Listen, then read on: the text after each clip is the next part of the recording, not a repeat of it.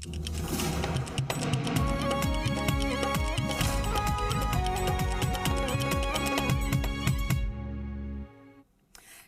बहुत स्वागत है आप सभी का जी राजस्थान में। आप देख रहे हैं आपनो राजस्थान और मैं हूं आपके साथ अंकुश श्रीवास्तव। बांसवाड़ा का रुख कर रहे हैं। बांसवाड़ा जिले के काजलिया गांव में एक शराबी पति ने अपनी पत्नी की हत्या कर दी और फिर खुद भी फांसी लगाकर जान दे दी। दरअसल शराब पीने की बात को लेकर उसका पत्नी के साथ झगड़ा हुआ। इसके बाद उसने पत्नी का रस्सी से गला दबाकर हत्या कर दी और उसके बाद पति ने भी उसी रस्सी से फांसी लगाकर अपनी जान दे दी। मृतक के पिता ने पुलिस में रिपोर्ट दर्ज करवाई और उसके आधार पर पुलिस जांच में जुटी। मृतक के पिता कांतू ने पुलिस को बताया है कि 24 मई की शाम को वो अपनी बेटी के घर सालिया गया था। इस दौरान घर पर बेटी और इसके साथ ही बेटा जो है मुकेश, बहू सीता और उसके 2 बच्चे कुलदीप और मनोज थे। जब वो गुरुवार को वापस घर लौटा तो देखा कि कमरे में मुकेश का शव लटका हुआ था, जबकि दूसरे कमरे में बहू सीता का शव खाट पर पड़ा था। बच्चों से पूछा गया तो पता चला कि पति पत्नी के बीच झगड़ा हुआ था।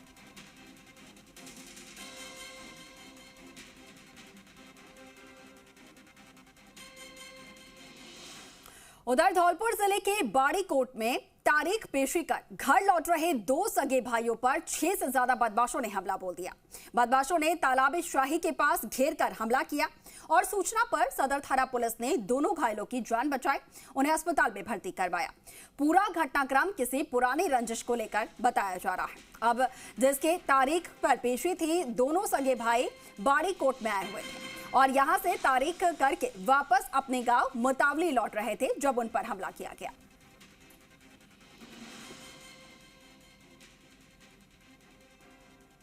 राजेंद्र व अनार सिंह घायल अवस्था में थे।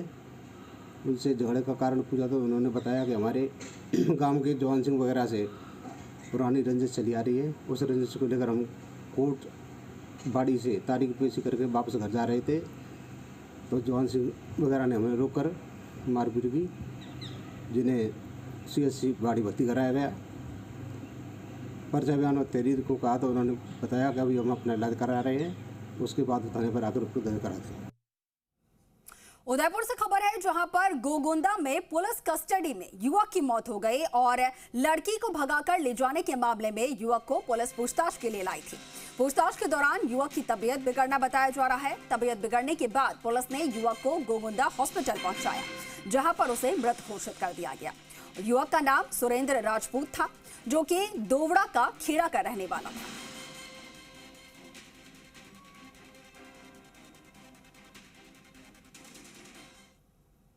उधर सीकर में व्यापारी पर फायरिंग करके 14.5 लाख रुपए लूट लिए गए। घर के गेट पर पहुंचते ही लुटेरों ने वारदात को अंजाम दिया और इस दौरान व्यापारी लोकेश के पैरों में गोली लगे हैं।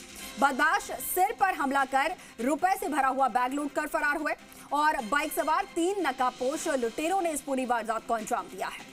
व्यापारी को अस्पताल में भर्ती करवाया गया है, जहां पर इलाज चल रहा है और खाटू श्यामजी पुलिस पूरे मामले की जांच कर रही है। तो टोंक जिले में बीती रात आए भीषण तूफान का कहर देखने को मिला। आपको बता दें कि जिले भर में अलग अलग हादसों में 10 लोगों की मौत हुई है। टोंक में 3, जबकि निवाई में 3, टोडा रायसिंह में 1, मालपुरा में 2, उनियारा में 1 की मौत की खबर है। 1 दर्जन से ज्यादा लोग यहां पर घायल हुए हैं। कहीं पर दीवार गिरी है और कहीं पर टीन शेड की चपेट में आने की वजह से यह हादसे हुए हैं। 3 मृतकों का टोंक सादत अस्पताल में मोर्चरी में पोस्टमार्टम चल रहा है और जिले भर में अलग अलग इलाकों में दर्जनों मवेशियों की मौत हुई है। हादसों से गांव से लेकर शहर तक कोहराम मचा है।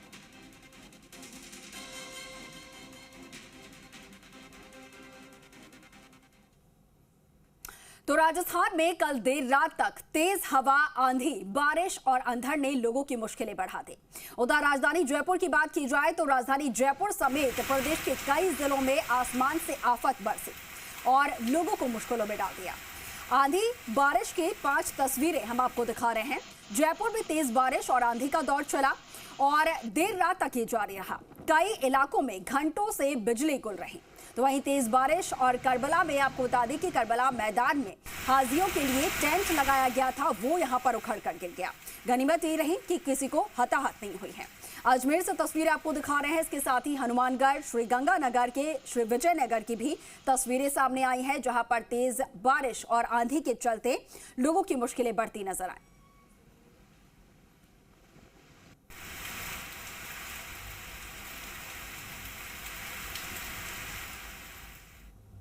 उधर चूरू के सुजानगढ़ में भी तेज तूफान ने क्षेत्र में जमकर तबाही मचाई है। इस तूफान में छापर रोड पर पेड़ के नीचे खड़े एक युवक की पेड़ गिरने की वजह से दर्दनाक मौत हो गई है। घायल युवक को लोगों ने राजकीय बगड़िया अस्पताल में पहुंचाया। चिकित्सकों ने उसे मृत घोषित कर दिया। तो वहीं मृतक जिला परिवहन कार्यालय में लाइसेंस बनाने आया था और तूफान से बचने के लिए साइड में खड़ा हुआ था और तभी यह हादसा हुआ। भयंकर तूफान में सैकड़ों की संख्या में पक्षियों की मौत हुई है। तो वहीं सड़क पर जगह जगह मरे हुए पक्षी और टीन शेड पर दिखाई दिए हैं।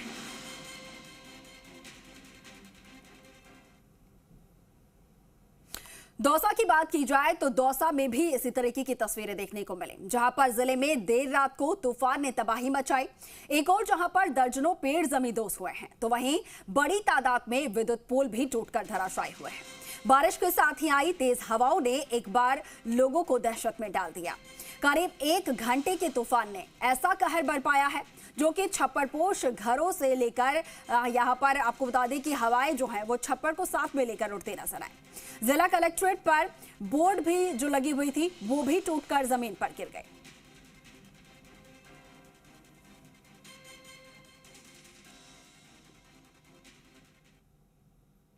सवाईमाधोपुर के बौली में रात आए तूफान के बाद तबाही का मंजर अब देखने को मिल रहा है। आपको बता दें कि बौली, मित्रपुरा, बरनाला और बामनवास तहसील में तूफानी हवाओं के चलते भारी नुकसान हुआ है और इस दौरान पूरे परिप्रेक्ष्य में आपको बता दें कि पूरे परिक्षेत्र में 2 दर्जन से ज्यादा विद्युत पोल धराशायी हुए हैं और सैकड़ों की तादाद में टीन पोश, छप्पर पोश उड़ गए हैं। सैकड़ों वृक्ष भी धराशायी हुए हैं और क्षेत्र में आधा दर्जन स्थानों पर पक्के मकान में दरारें भी आ गई हैं और टूटकर गिर गए हैं। हालांकि राहत की बात यह है कि कोई बड़ी जनहानि नहीं हुई। इतने भयंकर तूफान आया, ये खंबा टूट गया देख लो, और दर्जनों चद्दर उड़ गए और काफी पेड़ गिर गए और मकानों को मतलब बर्तनों के और एक जानवर, जो जानवर बाहर रह गया वो जानवर भी अतिग्रस्त हो गया। भयंकर तूफान था सर। रात को तूफान आया अचानक और 3 टप्पर वगैरह चारों तरफ ईंटों की, पत्थरों की दीवार थी। तो उसके बाद में क्या ये मकान है, दुकान है, क्या है? ये दुकान है। अच्छा, तो दीवारें टूट गई? पूरी दीवारें टूट गई। अजमेर शहर में गुरुवार रात को तेज आंधी के साथ ही बारिश ने शहर का हाल बिगाड़ दिया। आंधी के कारण कई जगहों पर पेड़ गिरने, बैनर पोस्टर फटने के साथ ही टीन छप्पर उड़ने की घटनाएं सामने आई। आंधी से कई लोगों को नुकसान भी हुआ है, तो वहीं भारी परेशानी भी खड़ी हो गई। आपको बता दें कि शहर के मुख्य मार्ग सिविल लाइंस पर नीम का एक बड़ा पेड़ धराशायी होकर गिर गया और उसके चलते पूरा रोड जाम हो गया। अब सुबह नगर निगम प्रशासन के अधिकारी कर्मचारी व्यवस्थाओं को ठीक करने में जुटे हैं।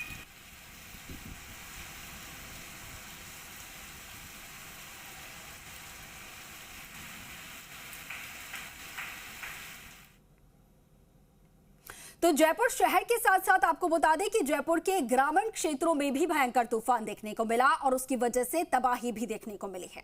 अब इसके चलते यहां लोगों के आशियाने ढह गए हैं। बिजली के सैकड़ों पोल टूटकर टीन शेड यहां पर गिरे हैं, ट्रांसफार्मर गिरे हैं और लाइन के तार टूटने की वजह से पूरे बस्ती की विद्युत आपूर्ति रात्रि में ठप पड़ गई। तो वहीं किसानों के ज्वार की खेती पूरी तरीके से नष्ट हो चुकी है। देर रात आगरा हाईवे टोल प्लाजा के पास पेड़ गिरने से करीब 2 घंटे तक यातायात भी बाधित रही।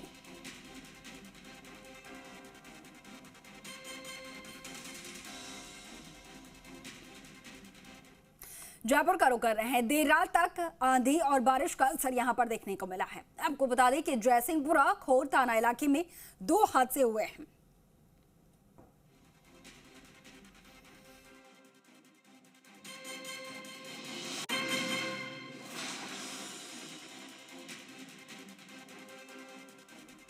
ये तस्वीरें हम आपको दिखा रहे हैं। जयसिंहपुरा खोर थाना इलाके में 2 हादसे हुए। नाई की थड़ी और थाने के पीछे कॉलोनी में दीवार गिरी। सूचना पर जयसिंहपुरा खोर थाना पुलिस मौके पर पहुंची। जनहानि नहीं होने की वजह से हालांकि प्रशासन ने राहत की सांस ली है।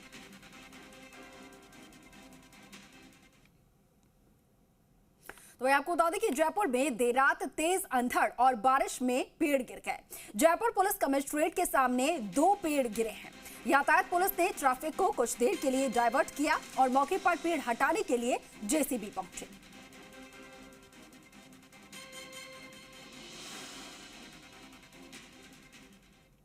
तो वहीं जयपुर के चौमू इलाके में भी गुरुवार देर रात को आंधी तूफान ने जमकर तबाही मचाई है। इलाके में तेज हवाओं के साथ झमाझम बारिश होने लगी। शाम होते होते अचानक मौसम बदला और आसमान से बिजली की गर्जना होने लगी। तेज आंधी तूफान के चलते शहर और ग्रामीण इलाकों में कई जगहों पर पेड़ टूटकर रास्तों में गिरे हैं। कई जगहों पर बिजली के पोल टूटकर यहां पर रास्ते में गिरे और इसके चलते विद्युत सप्लाई गुल हो गई। तो वहीं आपको बता दें कि तेज हवाओं के चलते टीन सेट और छप्पर उड़ गए। शहर के वार्ड नंबर 38 में एक मकान की छत पर लगा हुआ टीन शेड उड़कर पड़ोस के मकान की छत पर आकर लटक गया। अब गनीमत ये रही कि टीन सेट नीचे आकर नहीं गिरा, वरना बड़ा हादसा हो सकता था।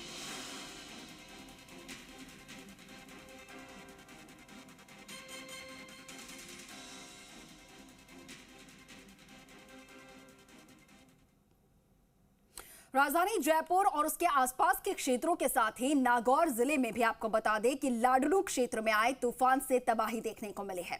करीब 80 से 90 की स्पीड की तेज हवाओं और बारिश के साथ आए तूफान ने सालों पुराने पेड़ों की जड़ों को उखाड़ दिया। प्रकृति का रौद्र रूप देखने को मिला। सैकड़ों बेजुबान पक्षी तूफान की चपेट में आए हैं और उनकी मौत हुई है। पेड़ गिरने से 1-2 परिवारों की जान पर भी बात बनाई और राजस्व विभाग नुकसान का अब जायजा ले रहा है।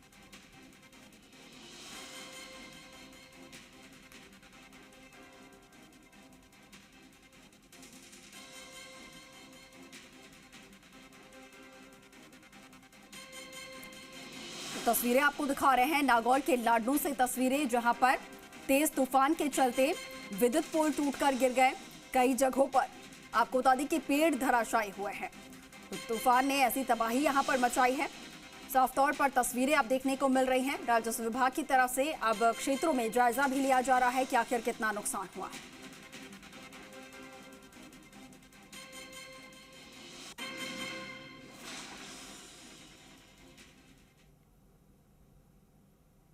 मुख्यमंत्री अशोक गहलोत ने गुरुवार को होमगार्ड निदेशालय की बिल्डिंग का उद्घाटन किया।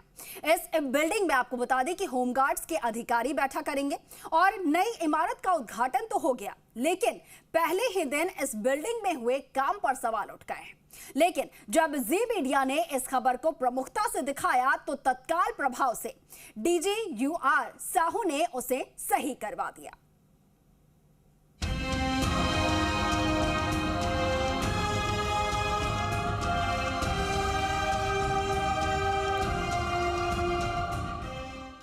राजस्थान होमगार्ड्स को नई बिल्डिंग मिल गई है। राजधानी के विद्याधर नगर में तकरीबन 12 करोड़ से ज्यादा की लागत से 4 मंजिला इमारत तैयार की गई है। यहीं पर अब होमगार्ड डीजी के साथ दूसरे अधिकारी बैठा करेंगे। सीएम से होमगार्ड ने उद्घाटन भी करा लिया। लेकिन इस बिल्डिंग के मुख्य दरवाजे पर लगे होमगार्ड के मोनोग्राम की तरफ अधिकारियों ने ध्यान ही नहीं दिया। दरअसल इस मोनोग्राम के हिस्से के रूप में भारत का राजकीय चिन्ह अशोक स्तंभ भी लगाया गया। मोनोग्राम में किसी को कोई ऐतराज नहीं था, लेकिन जब दरवाजा खुला तो अशोक स्तंभ खंडित होकर 2 टुकड़ों में दिखा। अशोक स्तंभ का इस तरह टुकड़ों में होना भारत के राष्ट्रीय प्रतीकों के अपमान की श्रेणी में आता है। भारत का राज्य प्रतीक या कहें राजकीय प्रतीक यानी अशोक स्तंभ, सारनाथ के स्तंभ से लिया गया जो ये शेर का निशान है और अशोक चक्र है, यह होमगार्ड के मोनोग्राम में है। लेकिन क्या इसका गेट पर इस तरीके से इस्तेमाल किया जा सकता है? क्या अशोक स्तंभ को टुकड़ों में होते हुए दिखाया जा सकता है?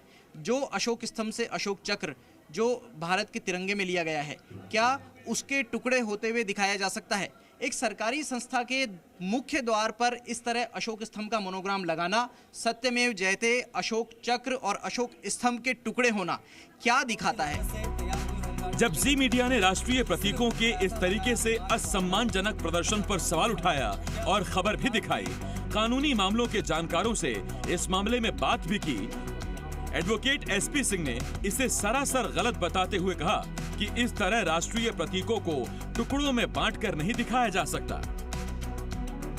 देखिए, विधिक रूप से ये बिल्कुल भी ठीक नहीं है और यहाँ बात सिर्फ विधि या संविधान या कानून की नहीं है। इस तरह का जो विरूपण है ये बिल्कुल भी भारत के किसी भी नागरिक को स्वीकार नहीं होगा। इसी दौरान जी मीडिया ने होमगार्ड के डीजी उत्कल रंजन साहू से भी इस मुद्दे पर बात की। जी मीडिया से बातचीत के दौरान लाइव फोन इन में ही डीजी होमगार्ड ने इस मामले में गलती मानी और उन्होंने कहा कि इस तरह अशोक स्तंभ को लगाना गलत है और इसे सुधारा जाएगा। जब जी मीडिया संवाददाता शशि मोहन ने सवाल किया कि इस गलती को क्या आज ही सुधार लिया जाएगा, तो इस पर यूआर साहू ने कहा कि अभी सुधारा जाएगा। गलत है तो बिल्कुल उसको तुरंत प्रभाव से हम सुधार करेंगे, बिल्कुल सुधार करेंगे। नेशनल चिन्ह के साथ किसी प्रकार की खिलवाड़ अगर अनजाने में हो रखी है तो बिल्कुल उसको सुधार करेंगे, अभी करेंगे, आज ही करेंगे। डीजी होमगार्ड्स अपनी बात के पक्के साबित हुए और लाइव फोन इन पर जो बात कही वही बात तुरंत उन्होंने अपने मातहत अधिकारियों से कही। डीजी यूआर साहू ने मोनोग्राम और उसमें लगा अशोक स्तंभ हटाने के निर्देश दिए, तो अधिकारी भी तत्काल हरकत में आ गए। डीजी होमगार्ड्स के कहने के बाद 16 मिनट में निदेशालय के दरवाजे पर लगे मोनोग्राम हटाए गए। खुद आईपीएस राशि डोगरा ने अपनी निगरानी में खड़े रहकर उन्हें हटवाया। ऐसे में आधे घंटे से भी कम समय में रिएक्शन देकर अधिकारियों ने जता दिया कि अशोक स्तंभ और राष्ट्रीय प्रतीक उनके लिए कितनी अहमियत रखते हैं। डीजी होमगार्ड और निदेशालय के लोगों की सक्रियता काबिले तारीफ थी। जनता की अपेक्षा रहती है कि पुलिस और होमगार्ड्स अधिकांश मामलों में इस तरह की सक्रियता दिखाएं तो प्रदेश में तस्वीर बदल सकती है। शशि मोहन, जी मीडिया, जयपुर। इसी बीच उदयपुर के गोगुंदा से बड़ी खबर सामने आ रही है, जहां पर गोगुंदा थाने में पुलिस कस्टडी में युवक की मौत का मामला। गोगुंदा कस्बा और उदयपुर एमबी हॉस्पिटल की मोर्चरी छावनी में तब्दील हुई है। दोनों जगहों पर बड़ी संख्या में पुलिस बल तैनात। जिला कलेक्टर ताराचंद मीणा और एसपी विकास शर्मा गोगुंदा पहुंचे और जिले के सभी आला अधिकारी मौके पर मौजूद हैं। राष्ट्रीय करणी सेना समेत अन्य संगठनों के थाने का घेराव करने की खबर सामने आ रही है। और खबर पर ज्यादा जानकारी दे पाएंगे सहयोगी अविनाश जगनावत हमारे साथ फोन लाइन पर जुड़े हैं। अविनाश, थाने में पुलिस कस्टडी में युवक की मौत का ये पूरा मामला है। बताया जा रहा है कि कलेक्टर और एसपी जो है वो भी मौके पर पहुंचे। क्या तस्वीर वहां पर, क्या पूरा मामला नजर आ रहा है फिलहाल? जी बिल्कुल, देखिए, देवरों का खेड़ा गांव का रहने वाला सुरेंद्र राजपूत जो है उसके खिलाफ लड़की को भगाकर ले जाने का मामला दर्ज हुआ था और पुलिस ने गुजरात से को दस्तयाब किया था और कल थाने लेके आई थी। शाम को जब पुलिस पूछताछ कर रही थी, इसी दौरान देवेंद्र की तबीयत बिगड़ी और उसे स्थानीय चिकित्सालय लेके गए। वहां पे चिकित्सकों ने उसको मृत घोषित कर दिया। इस पूरे मामले को लेकर राजपूत समाज के लोगों में जो है वो आक्रोश है और राष्ट्रीय करणी सेना सहित जो अन्य समाज के संगठन है उसके बैनर तले गोगुंदा में जो है समाज के लोग इकट्ठा हो रहे हैं और कुछ देर बाद में जो जानकारी आ रही है कि पूरा समाज के लोग जो है वो थाने का घेराव करेंगे और दोषी पुलिस कर्मियों के खिलाफ कार्रवाई की मांग करेंगे। इसी को देखते हुए गोगुंदा कस्बा और उदयपुर एमबी हॉस्पिटल की मोर्चरी जहाँ पर की सुरेंद्र का शव रखा हुआ है, वहाँ पर बड़ी संख्या में पुलिस जाब्ता जो है वो तैनात कर दिया गया है। एहतियातन कलेक्टर ताराचंद मीणा और एसपी विकास शर्मा सहित जो आला अधिकारी है वो गोगुंदा पहुंच चुके हैं और जो है समाज के जो मौजूद लोग हैं उनसे संपर्क करने की कोशिश यहाँ पर की जा रही है। लेकिन इस पूरे क्योंकि पुलिस कस्टडी में युवक की मौत हुई है उसको लेकर समाज के लोगों में जो है वो आक्रोश है और संभवतया अगले कुछ देर में लोग जो है वो थाने का घेराव करने के लिए पहुंचेंगे और वहाँ पर अपनी जो मांगे हैं समाज की तरफ से वो यहाँ पर रखी जाएगी। अभी तक मोर्चे के अंदर कोई भी परिजन या नहीं पहुंचे हैं जिससे कि पोस्टमार्टम की प्रक्रिया जो है वो शुरू नहीं हो पाई है। लेकिन ये मामला जिस तरह से लोगों में आक्रोश है इतना जल्दी शांत होने की उसकी संभावना बेहद कम नजर आ रही है। जी अविनाश, यहाँ पर परिजनों की तरफ से क्या आरोप लगाया जा रहा है, क्योंकि कस्टडी में बताया जा रहा है कि मौत हुई है, लेकिन क्या जो युवक था उसके साथ पूछताछ की जा रही थी, क्या मारपीट की गई, किस वजह से आखिर उसकी मौत हो पाई, उसको लेकर कुछ अभी डॉक्टर्स की तरफ से कहा गया है प्रारंभिक तौर पर? जी बिल्कुल, देखिए जो समाज के लोग हैं वो मारपीट करने का जो है पुलिस से आरोप लगा रहे हैं। हालांकि अभी तक किसी की तरफ से कोई आधिकारिक बयान जो है वो नहीं आया है। समाज की एक बैठक चल रही है परिजनों के साथ में, और एक पूरा मांग पत्र यहाँ पर तैयार किया जाएगा और उसको जो है वो सौंपा जाएगा। लेकिन जैसे ही ये लोग सामने आते हैं, इनकी मीटिंग जो है वो खत्म होती है, उसके बाद ही ये पूरी चीज जो है वो बात सामने आ पाएगी कि आखिर समाज के लोग जो है वो क्या चाह रहे हैं। लेकिन जो समाज के लोगों से जिनसे हमारी बात हुई है, उनका यही कहना है कि पुलिस कस्टडी में जो है वो मारपीट की गई और संभवतया उसी के चलते यहाँ पर मौत हुई है। लेकिन दूसरी ओर पुलिस का कहना है कि जो सुरेंद्र है उसके सीने में दर्द की शिकायत हुई थी और संभवतया हार्ट अटैक के चलते सुरेंद्र की जो है वो मौत हुई है। लेकिन पोस्टमार्टम रिपोर्ट में ही खुलासा हो पाएगा कि आखिर सुरेंद्र की मौत का जो है वो क्या कारण है। ठीक है विराज, तो पोस्टमार्टम रिपोर्ट का इंतजार करना होगा। इसके साथ ही क्या वार्ता परिजनों और प्रशासन के बीच हो पाती है वो यहाँ पर देखने वाली बात होगी। आपसे अपडेट लेते रहेंगे अविनाश, शुक्रिया आपका तमाम जानकारी के लिए। उधर धौलपुर के बसेड़ी विधानसभा क्षेत्र के बीजेपी के पूर्व विधायक सुखराम कोहली को बता दें कि सरमथुरा इलाके में चुनाव प्रचार नहीं करने देने की धमकी देने के आरोपी को कंचनपुरा थाना पुलिस ने शांति भंग के आरोप में हिरासत में लिया है। आरोपी को हिरासत में लेकर पूछताछ करने के बाद पुलिस ने बाड़ी एसडीएम कोर्ट में पेश किया और आरोपी बंटी मीणा की 2 दिन पहले आपको बता दें कि धौलपुर भाजपा कार्यालय में एक कार्यक्रम के दौरान बाड़ी मंडल प्रभारी विष्णु सिंघल से हुई तू मैं में ये बात हुई थी। अब इसको लेकर बंटी मीणा ने मोबाइल पर धौलपुर मीटिंग में नोकझोंक को लेकर खरी खोटी सुनाई और आगामी विधानसभा चुनाव में सरमथुरा इलाके में प्रचार करने के लिए घुसने नहीं देने तक की धमकी दी थी। थाना प्रभारी ने बताया है कि आरोपी बीजेपी का ही कार्यकर्ता है और पूर्व विधायक कोहली की शिकायत पर आरोपी बंटी मीणा को गिरफ्तार किया गया है।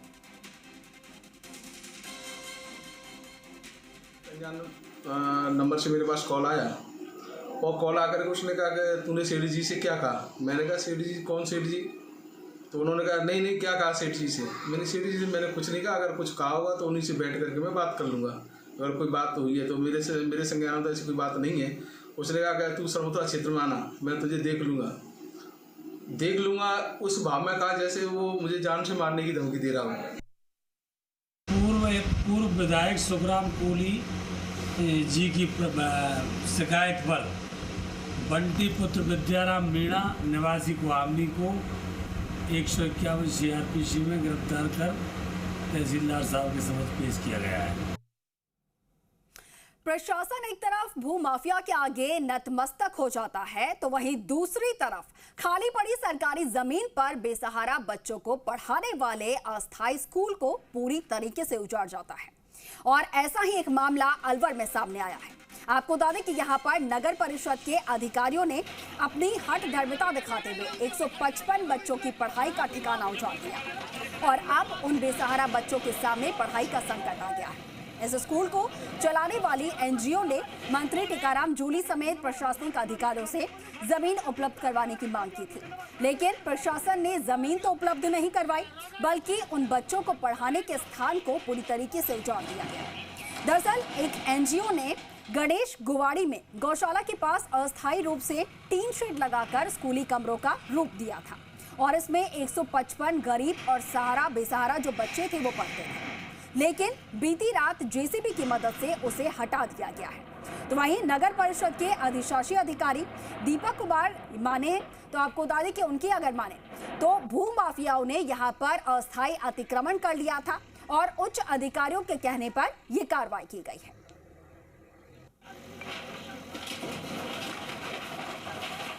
पानी लेते सरकार ने वो पानी बंद कर दिया था तो गर्मी में बच्चे परेशान हो रहे थे, तो हम वहाँ पे गए बच्चों को लेकर, बताया उन्हें। उसके बाद आज 4-5 दिन बाद ये तोड़ दिया। बच्चों को कहाँ लेके जाएंगे? 7-2 सेवा समिति बच्चन बचाओ संस्था है और इन्होंने ये तोड़ दिया। यहाँ पे हमने इतनी मेहनत करके इनको बनाया था, बच्चे पढ़ रहे थे। अतिक्रमण हटाने के लिए सूचित भी किया था कि वो उनको सामान वामान हटा लें, लेकिन उसके बाद हमने शाम से ये लगभग देर शाम से कार्रवाई चल रही है, अभी देर रात तक जारी है कार्रवाई। कितने कमरे यहाँ बने हुए थे, किस तरह का कमरे कुछ थे 8-10 कमरे, 6 कमरे थे और 3 सेट वाले थे, अस्थायी अतिक्रमण था। हाँ, ये नगर परिषद के नाम जमीन है, इसका हम बाउंड्री वॉल का टेंडर लग चुका है। बाउंड्री वॉल समिति बचपन बचाओ संस्थान के बच्चों को पढ़ाने के लिए यहाँ पर एक स्कूल संचालित था, जहाँ चूँकि ये गवर्नमेंट की ज़मीन है, इस पर अतिक्रमण के नाम पर कार्रवाई को लेकर नगर परिषद के पीले पंजे ने उन गरीब बच्चों का आशियाना ज़मींदोज कर दिया। अभी मौके पर कार्रवाई चल रही है। आप दो सात समिति से जुड़े डॉक्टर पंकज गुप्ता और कैप्टन उमराव मौके पर मौजूद थे। आज बच्चे खुले आसमान के नीचे अपनी कॉपी किताब लेकर बैठे हुए हैं। उनका जीवन और भविष्य कैसे सुधरेगा ये देखना होगा। कैमरा पर्सन लक्ष्य खत्री के साथ स्वदेश कपिल, जी मीडिया, अलवर। उधर भरतपुर से हैरान कर देने वाला मामला सामने आया है। यहाँ पर 6 बेटियों की मां ने अपनी ही नवजात बेटी को पालना गृह में छोड़ दिया। महिला ने बच्ची के साथ में एक पत्र भी छोड़ा और उसमें लिखा है कि उसकी 6 बेटियां हो गई हैं और इसके चलते उसकी सास उसे ताने देती है और प्रताड़ित करती है। अब इससे परेशान होकर उसने अपनी ही बेटी को पालना गृह में छोड़ने का कदम उठाया है। साथ ही उस बेबस मां ने पालना गृह प्रशासन से अनुरोध किया है कि वो बच्ची को पालकर एहसान करे। मामला सामने आने के बाद अब आपको बता दें कि पुलिस जो है वो पूरे मामले की जांच में जुटी है।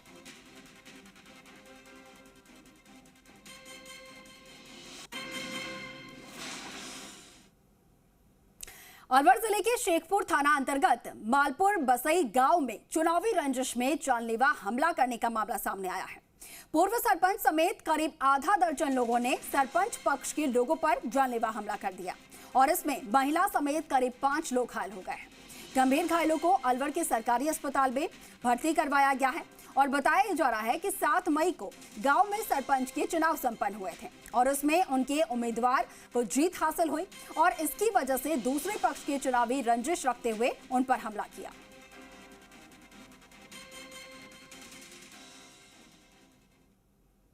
और चलिए एक नजर देश टॉप 10 पर। नई संसद के उद्घाटन को लेकर सुप्रीम कोर्ट में आज होगी सुनवाई। राष्ट्रपति से उद्घाटन कराए जाने की मांग, लोकसभा सचिवालय से इस बारे में निर्देश देने की भी मांग। नई संसद के उद्घाटन समारोह में शामिल होंगे 25 राजनीतिक दल और 20 विपक्षी पार्टियों ने बहिष्कार किया। वहीं नए संसद भवन पर विपक्ष के बहिष्कार पर अमित शाह का पलटवार, बोले देश की जनता कांग्रेस की इच्छा पर निर्भर नहीं। अमित शाह ने कांग्रेस पर हमला बोला, कहा ओछी राजनीति कर रहे कांग्रेस और साथी दल, कांग्रेस का रवैया नकारात्मक। कांग्रेस नेता दिग्विजय सिंह का बयान, नई संसद में राष्ट्रपति को न बुलाना उनका अपमान, ये पीएम मोदी की बड़ी भूल। समाजवादी पार्टी सांसद एसटी हसन का बयान, नई संसद पूरे देश की संपत्ति और बीजेपी पर राजनीतिकरण करने का आरोप। वहीं विपक्ष के बहिष्कार पर सीएम योगी का बयान, बोले गौरवशाली दिन का अपमान करना गैर जिम्मेदाराना। संसद भवन के उद्घाटन पर बीएसपी प्रमुख मायावती का ट्वीट, लिखा जिसने बनाया उसे उद्घाटन का हक। मोदी सरकार के 9 साल के मौके पर बीजेपी चलाएगी महासंपर्क अभियान और 30 मई से 30 जून तक चलेगा कैंपेन। मोदी सरकार के 9 साल होने के अवसर पर केंद्रीय मंत्रियों को दी गई अहम जिम्मेदारी, कमजोर सीटों को टारगेट करेगी बीजेपी। हर केंद्रीय मंत्री को 4 लोकसभा सीटों की जिम्मेदारी।